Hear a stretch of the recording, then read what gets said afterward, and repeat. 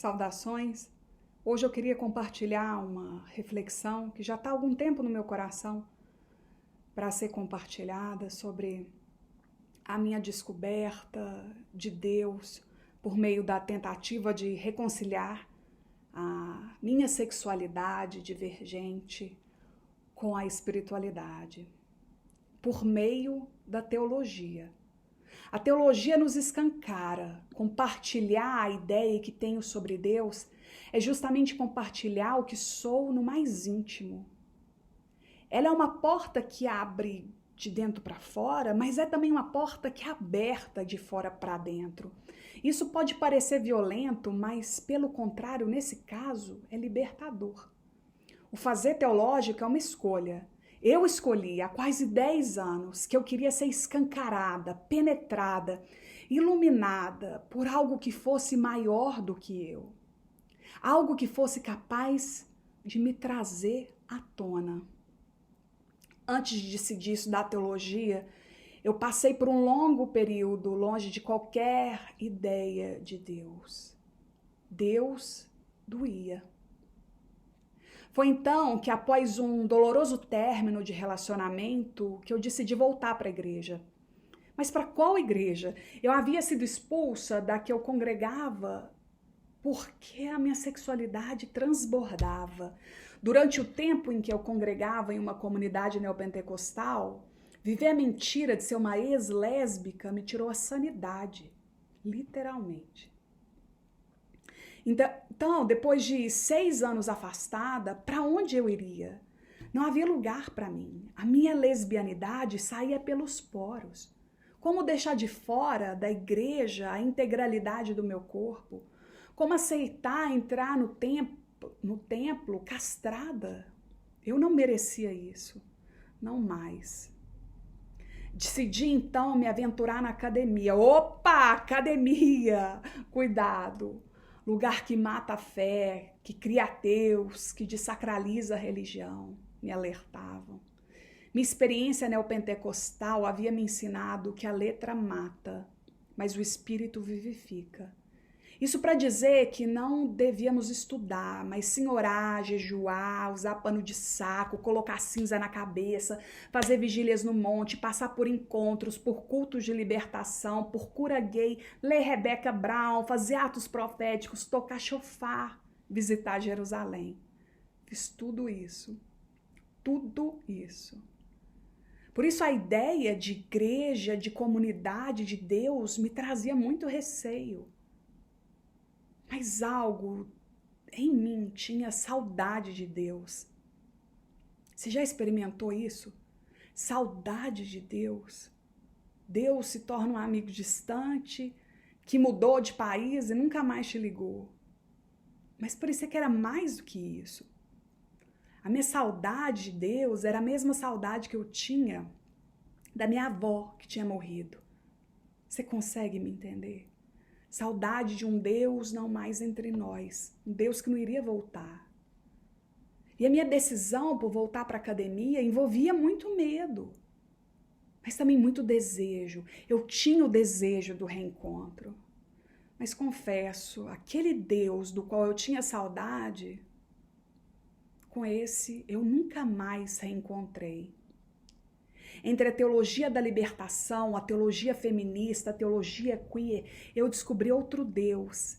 Percebi que a imagem anterior que eu tinha de Deus era nada mais do que isso, uma imagem.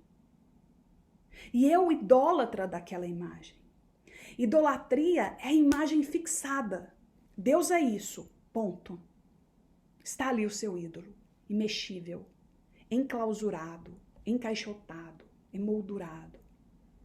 Mas o Deus que as teologias contextuais me apresentaram se move, é flexível, nada o segura. Deus escapa. Escapa à razão humana, escapa ao conceito, escapa à universalidade. Então aquela saudade já não fazia mais sentido. Sabe aquela história de só um novo amor para curar um antigo amor? Então era quase isso. Vida para frente. Mas esse processo que eu compartilho de maneira quase lúdica não foi nada fácil. Você consegue imaginar agora, nesse momento, quantas pessoas estão com saudade de Deus? Por mais que nós cristãos afirmemos que Deus quer um relacionamento íntimo e pessoal conosco, o Jesus do Evangelho Social é o Jesus comunitário. Deus se encontra na relação. Não estou negando a potência de nossos momentos a sós com Deus, quando nos fechamos no quarto e o buscamos ali, na ausência. Mas o Deus que nos leva ao quarto é o mesmo Deus que nos convoca às ruas, que nos convoca ao templo, que decide se manifestar a nós pelo outro.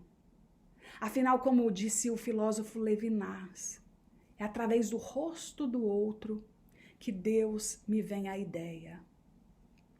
Muitas dessas pessoas que não podem hoje experimentar a ideia de Deus, justamente porque a ideia que criamos de Deus rejeita essas pessoas.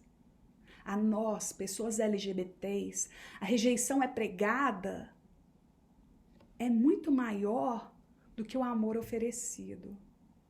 Você pode confortavelmente afirmar que a sua comunidade de fé não faz isso, que onde você congrega é lugar para todos. Mas se isso é verdade na sua comunidade de fé, saiba, você vive a exceção. A minha reflexão não quer exortar, longe de mim. Acho que se você acompanha os noticiários, a realidade te exorta diariamente. A minha intenção é te convidar para dentro, para ver a minha realidade a partir de dentro. Você só poderá saber como é a relação de uma pessoa dissidente sexual e de gênero com a igreja se você conversar com essa pessoa, conhecê-la a partir de dentro. Uma das contribuições mais potentes que a teologia feminista teve na minha vida foi me ajudar a conhecer a Deus a partir da boca das mulheres. A teologia feminista revela o Deus que a boca da mulher cria. Ou seja, o que uma mulher quer dizer quando ela diz Deus? Da mesma forma, um exercício de reconhecimento da alteridade é querer ouvir de uma pessoa LGBT o que ela quer dizer quando Deus diz Deus, quando ela diz Deus. Isso é conhecer por dentro. Hoje, durante essa breve reflexão, você está dentro de mim, dentro de alguma das minhas memórias. Por elas, você pôde ouvir que durante muito tempo, quando eu abria a boca para dizer Deus, a palavra que saía era saudade. Eu tinha saudade de Deus e preciso confessar, eu tinha saudade da Bíblia. O período que eu fui discipulada, e talvez você tenha passado por esse período também, criou em mim uma relação profunda entre a Bíblia e Deus. Afinal, a Bíblia era a única que continha a revelação de Deus, não é? Ler do engano. Mas como eu podia abrir aquele livro que me condenava? Aquele livro que tinha me afastado de minha comunidade de fé, da minha pastora que eu tanto amava, dos meus sonhos e desejos ministeriais.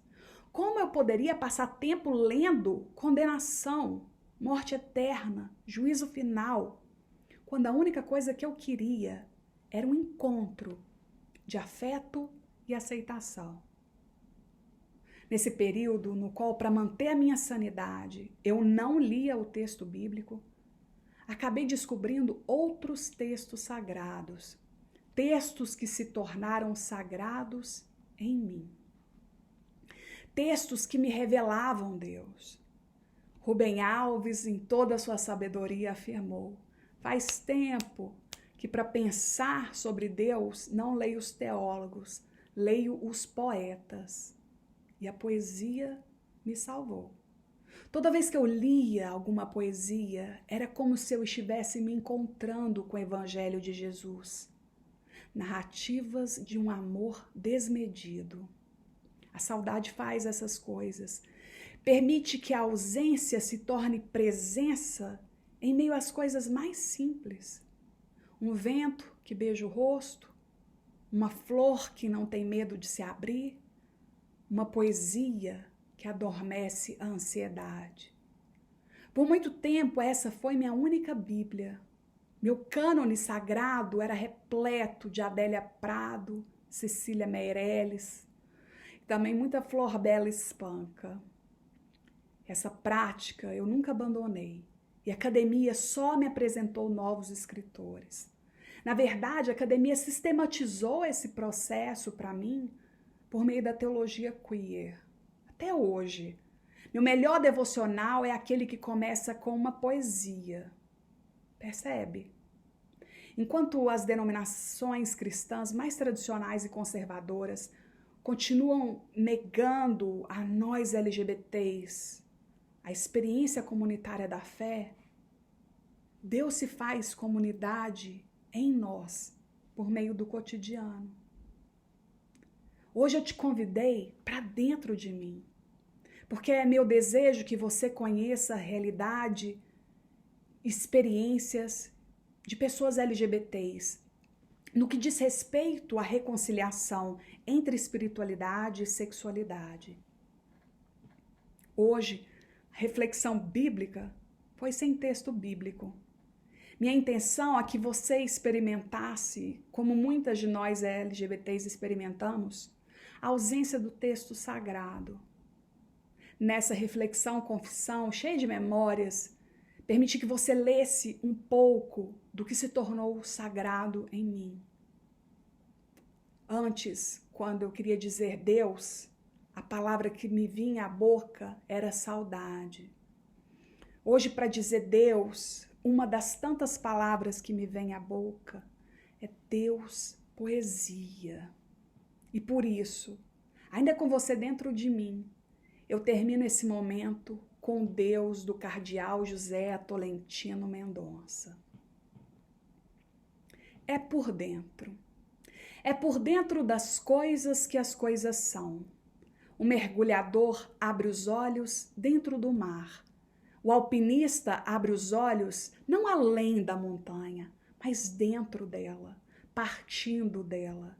Os viajantes modernos atravessam o interior das nuvens. É por isso que as coisas se revelam por dentro. O orante, aquele que ora, abre os olhos dentro de Deus.